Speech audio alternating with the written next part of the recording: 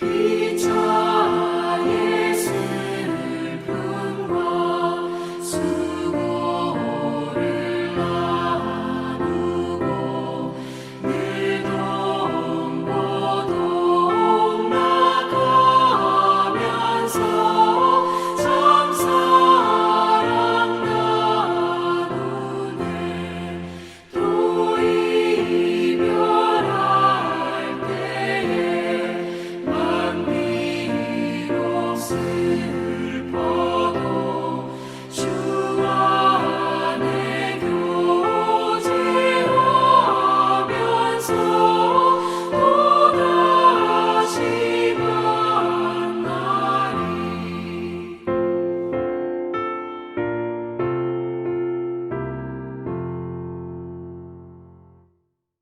사도행전 20장. 소동이 그친 뒤에 바울은 제자들을 불러오게 해서 그들을 격려한 뒤에 작별 인사를 하고 마케도니아로 떠나갔다. 바울은 그곳의 여러 지방을 거쳐가면서 여러 가지 말로 제자들을 격려하고 그리스에 이르렀다. 거기서 그는 석 달을 지냈다. 바울은 배로 시리아로 가려고 하는데 유대 사람들이 그를 해치려는 음모를 꾸몄으므로 그는 마케도니아를 거쳐서 돌아가기로 작정하였다. 그때 그와 동행한 사람은 부로의 아들로서 베레아 사람 소바도와 데살로니가 사람 가운데서 아리스다고와 세군도와 더베 사람 가이오와 디모데, 그리고 아시아 사람 두기고와 드로비모였다. 이들이 먼저 가서 드로아에서 우리를 기다리고 있었다. 우리는 무교절 뒤에 배를 타고 빌립보를 떠나 닷새만에 드로아에 이르러 그들에게로 가서 거기서 이레 동안을 지냈다. 주간의 첫날에 우리는 빵을 떼려고 모였다. 바울은 그 다음 날 떠나기로 되어 있어서 신도들에게 강론을 하는데 강론이 밤이 깊도록 계속되었다. 우리가 모인 위층 방에는 등불이 많이 켜져 있었다. 유두고라는 청년이 창문에 걸터 앉아 있다가 바울의 말이 오랫동안 계속되므로 졸음을 이기지 못하고 몹시 졸다가 3층에서 떨어졌다. 사람들이 일으켜 보니 죽어 있었다. 바울이 내려가서 그에게 엎드려 끌어안고 말하기를 소란을 피우지 마십시오. 아직 목숨이 붙어 있습니다 하였다. 바울은 위층으로 올라가서 빵을 떼어서 먹고 나서 날이 새도록 오래 이야기하고 떠나갔다. 사람들은 그 살아난 청년을 집으로 데리고 갔다. 그래서 그들은 적지 않게 위로를 받았다. 우리는 배에 먼저 가서 배를 타고 아소를 향하여 떠났다. 우리는 거기에서부터 바울을 배에 태울 작정이었다. 바울이 아소까지 걸어가고자 했기 때문에 그렇게 정한 것이었다. 우리는 아소에서 바울을 만나서 그를 배에 태우고 미둘레네로 갔다. 그리고 우리는 거기에서 떠나서 이튿날 기오 맞은편에 이르고 다음 날 사모에 들렀다가 그 다음 날 밀레도에 이르렀다. 이런 행로를 취한 것은 바울이 아시아에서 시간을 허비하지 않으려고 에베소에 들르지 않기로 작정하였기 때문이다. 그는 할 수 있는 대로 오순절까지는 예루살렘에 도착하려고 서둘렀던 것이다. 바울이 밀레도에서 에베소로 사람을 보내어 교회 장로들을 불렀다. 장로들이 오니 바울이 그들에게 말하였다. 여러분은 내가 아시아에 발을 들여놓은 첫날부터 여러분과 함께 그 모든 시간을 어떻게 지내왔는지를 잘 아십니다. 나는 겸손과 많은 눈물로 주님을 섬겼습니다. 그러는 가운데 나는 또 유대 사람들의 음모로 내게 덮친 온갖 시련을 겪었습니다. 나는 또한 유익한 것이면 빼놓지 않고 여러분에게 전하고 공중 앞에서나 각 집에서 여러분을 가르쳤습니다. 나는 유대 사람에게나 그리스 사람에게나 똑같이 회개하고 하나님께로 돌아올 것과 우리 주 예수를 믿을 것을 엄숙히 증언하였습니다. 보십시오. 이제 나는 성령에 매여서 예루살렘으로 가는 길입니다. 거기서 무슨 일이 내게 닥칠지 나는 모릅니다. 다만 내가 아는 것은 성령이 내게 일러주시는 것뿐인데 어느 도시에서든지 투옥과 환난이 나를 기다리고 있다는 것입니다. 그러나 내가 나의 달려갈 길을 다 달리고 주 예수께 받은 사명, 곧 하나님의 은혜의 복음을 증언하는 일을 다하기만 하면 나는 내 목숨이 조금도 아깝지 않습니다. 나는 여러분 가운데로 들어가서 그 나라를 선포하였습니다. 그런데 이제 나는 여러분 모두가 내 얼굴을 다시는 보지 못하리라는 것을 알고 있습니다. 그러므로 나는 오늘 여러분에게 엄숙하게 증언합니다. 여러분 가운데서 누가 구원을 받지 못하는 일이 있더라도 내게는 아무런 책임이 없습니다. 그것은 내가 주저하지 않고 여러분들에게 하나님의 모든 경륜을 전해 주었기 때문입니다. 여러분은 자기 자신을 잘 살피고 양떼를 잘 보살피십시오. 성령이 여러분을 양떼 가운데에 감독으로 세우셔서 하나님께서 자기 아들의 피로 사신 교회를 돌보게 하셨습니다. 내가 떠난 뒤에 사나운 이리들이 여러분 가운데로 들어와서 양떼를 마구 해하리라는 것을 나는 압니다. 바로 여러분 가운데서도 제자들을 이탈시켜서 자기를 따르게 하려고 어그러진 것을 말하는 사람들이 나타날 것입니다. 그러므로 여러분은 깨어 있어서 내가 3년 동안 밤낮 쉬지 않고 각 사람을 눈물로 훈계하던 것을 기억하십시오. 나는 이제 하나님과 그의 은혜로운 말씀에 여러분을 맡깁니다. 하나님의 말씀은 여러분을 튼튼히 세울 수 있고 거룩하게 된 모든 사람들 가운데서 여러분으로 하여금 유업을 차지하게 할 수 있습니다. 나는 누구의 은이나 금이나 옷을 탐낸 일이 없습니다. 여러분이 아는 대로 나는 나와 내 일행에게 필요한 것을 내 손으로 일해서 마련하였습니다.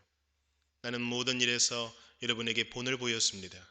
이렇게 힘써 일해서 약한 사람을 도와주는 것이 마땅합니다. 그리고 주 예수께서 친히 주는 것이 받는 것보다 더 복이 있다 하신 말씀을 반드시 명심해야 합니다. 바울은 말을 마치고 나서 무릎을 꿇고 그들과 함께 기도하였다. 그리고 모두 실컷 울고서 바울의 목을 끌어안고 입을 맞추었다. 그들을 가장 마음 아프게 한 것은 다시는 자기의 얼굴을 볼 수 없으리라고 한 바울의 말이었다. 그들은 배 타는 곳까지 바울을 배웅하였다.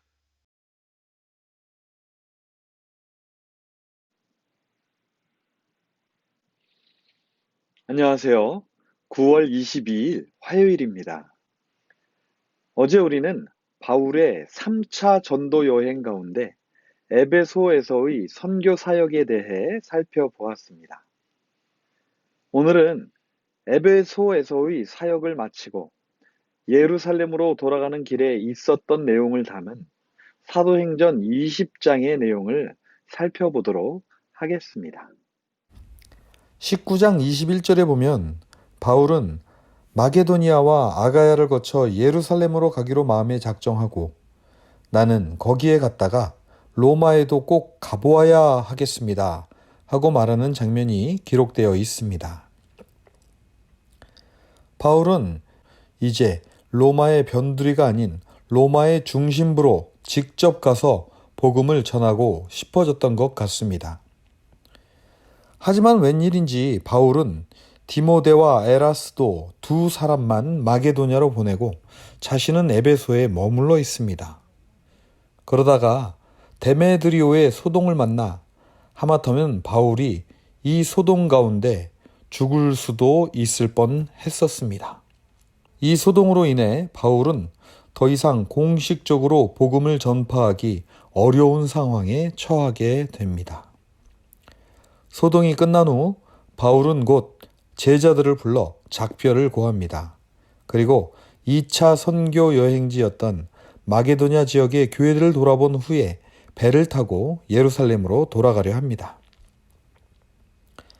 하지만 그때에도 유대인들이 바울을 죽이려 하여 바울은 배가 아닌 육로를 돌아 소아시아 서편 끝 드로아에 이릅니다.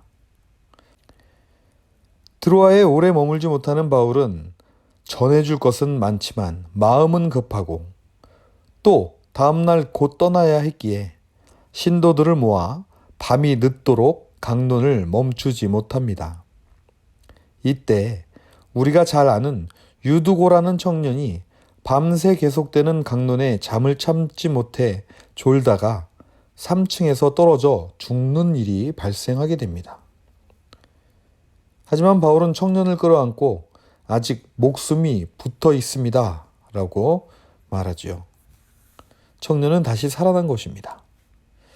그리고는 곧 올라가 다시 빵을 먹고는 밤새도록 이야기를 합니다. 바울은 에베소에 들리지 않습니다. 마음이 급했기 때문인 것 같습니다.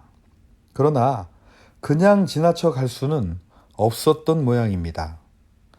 바울이 일행들과 함께 밀레도라는 곳에 이르렀을 때에 에베소의 장로들을 불러오게 합니다. 바울이 장로들에게 했던 이야기는 5가지로 요약할 수 있을 것 같습니다. 첫째, 바울이 에베소에서 행했던 일들. 둘째, 바울이 앞으로 겪을 일과 바울의 각오. 셋째, 책임을 다한 바울. 넷째, 장로들에게 권하는 말씀 1. 다섯째, 장로들에게 권하는 말씀 2입니다. 먼저 바울은 장로들과 함께 겪었던 일들 3가지를 말하고 있는데요.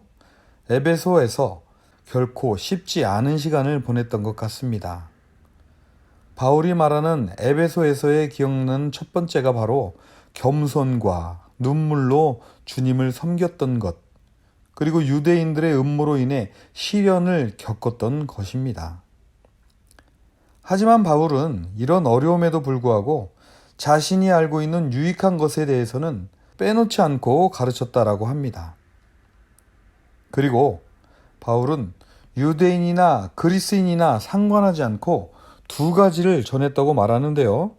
첫째는 모든 이들이 복음을 듣고 하나님께 돌아올 것, 그리고 둘째는 주 예수님을 믿으라는 것입니다. 이것이 바로 바울이 전한 복음의 목적과 주요 내용입니다. 이어서 바울은 에베소를 떠나 예루살렘으로 가는 길이 결코 쉽지 않은 길임을 고백합니다.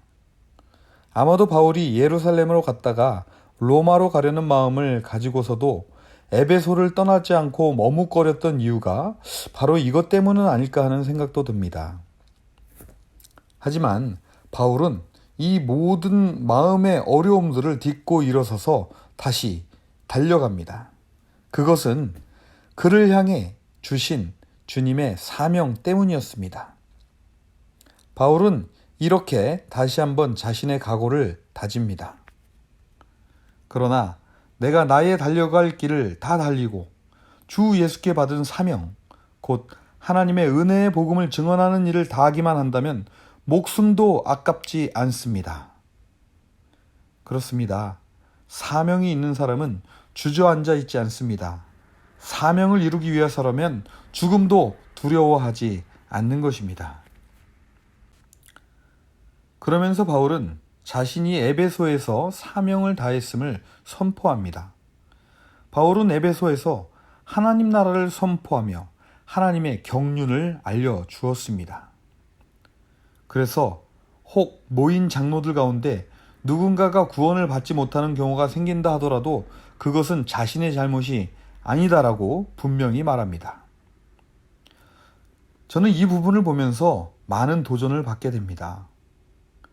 하나님 나라와 그 뜻을 이루시는 그 하나님의 경륜에 대해 제가 과연 바울처럼 확실히 말할 수 있을까? 그래서 저도 바울처럼 이렇게 담대히 확실하게 하나님의 복음을 증거하는 종으로 삼아달라고 기도합니다. 여러분들도 기도 많이 해주시기 바랍니다. 바울은 장로들과의 추억과 가르침들을 돌아보며 이제 2가지를 권고합니다. 장로들에게 권하는 첫 번째 권고는 스스로를 잘 지키고 양떼를 지켜달라는 것입니다. 바울은 먼저 장로의 직분이란 하나님의 아들의 목숨인 피로 사신 교회를 돌보는 직분이라고 말합니다. 성령님께서 한 사람 한 사람을 불러서 세워주신 것이라는 것입니다. 그러니 어찌 소홀히 할 수가 있겠습니까? 다음으로는 장로들이 스스로를 지켜야 하는 이유에 대해서 말해주는데요. 그 이유는 자기를 따르게 하는 자로 변질될 우려가 있기 때문이라고 말합니다. 그럼 어떻게 해야 할까요? 바울은 장로들이 자신의 자리에서 이탈하지 않기 위해서 바울이 3년 동안 눈물로 훈계하던 것을 기억하라고 합니다. 그리고 하나님의 말씀에 집중하라 라고 권합니다. 그렇습니다. 모든 죄의 씨앗은 하나님의 말씀을 잊는 데서부터 시작합니다. 아담과 하와가 그랬고 그 이후의 모든 사람들이 하나님을 잊고 자신이 왕이 되면서부터 문제가 시작되었던 것입니다. 그래서 바울은 하나님의 말씀에 여러분들을 맡깁니다 라고 말할 수밖에 없었습니다.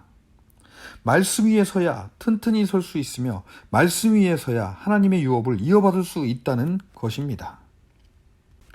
두 번째 권고는 바울이 했던 것을 본받아 그대로 하라는 것입니다. 먼저 바울은 자신이 남의 것을 탐낸 적이 없다라고 말합니다. 그리고 자신과 동역자들의 필요를 스스로 마련했다라고 합니다. 이렇게 힘써 일해서 또한 약한 자들을 도와야 한다고 바울은 장로들에게 권면합니다. 그렇습니다. 탐욕과 의존을 버리고 도움을 주는 자세를 갖는다면 그것은 곧 주는 것이 받는 것보다 더 복이 있다라고 하는 주님의 말씀을 실행하는 것이라는 것입니다. 모든 말을 마친 바울은 무릎을 꿇고 장로들과 함께 기도합니다. 그들은 울며 서로 끌어안고 입을 맞춥니다. 이제는 정말 다시 볼 수 없다는 것을 알았기 때문입니다. 지난 세월 함께 했던 모든 일들이 주마등화처럼 지나가며 귀중한 동역자 한 명을 다시는 볼 수 없다는 생각에 그들은 얼마나 슬펐을까요? 장로들은 바울이 배를 타는 곳까지 가서 배웅합니다. 저는 오늘 바울이 에베소의 장로들에게 마지막 설교를 하는 것을 보면서 무엇이 이토록 이들의 이별을 슬프게 했는가를 생각해 봅니다. 그것은 아마도 바울과 에베소의 장로들이 어떤 어려움 속에서도 함께 힘을 합쳐 하나님의 말씀을 함께 지키며 함께 전하는데 힘썼기 때문이지 않을까 합니다. 지금 우리는 모두가 함께 힘든 시기를 보내고 있습니다. 여러분들이 계시기에 저희들이 일을 할 수 있고 여러분들의 기도가 있기에 힘을 내어 이 자리를 지켜낼 수 있습니다. 이 힘든 시간은 반드시 끝납니다.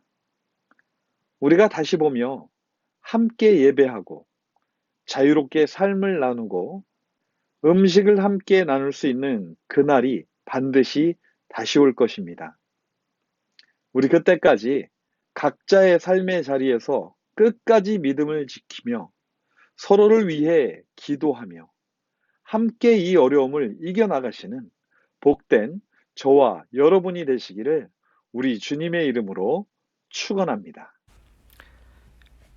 하나님 아버지, 세상은 점점 험해져 가고 많은 고난과 힘든 일들이 늘 우리를 기다리고 있습니다. 하지만 그럴수록 더욱 깊은 믿음을 갖게 하여 주시옵시고 서로를 위해 더욱 기도하며 이 고난의 시간을 함께 이겨나갈 수 있도록 우리를 인도하여 주시옵소서. 오늘도 허락하신 하루를 믿음으로 시작합니다. 이 하루 저희들의 작은 삶을 통해 주님의 뜻 이루어 주시옵시고 각자의 처한 자리에서 모든 일에 주님께 영광 올려드리는 귀한 하루 되게 하여 주시옵소서. 언제나 우리들과 함께 하시는 우리 주 예수님의 이름으로 감사하며 기도하였습니다. 아멘. 오늘도 주님 안에서 평안하고 복된 하루 되시기 바랍니다. 감사합니다.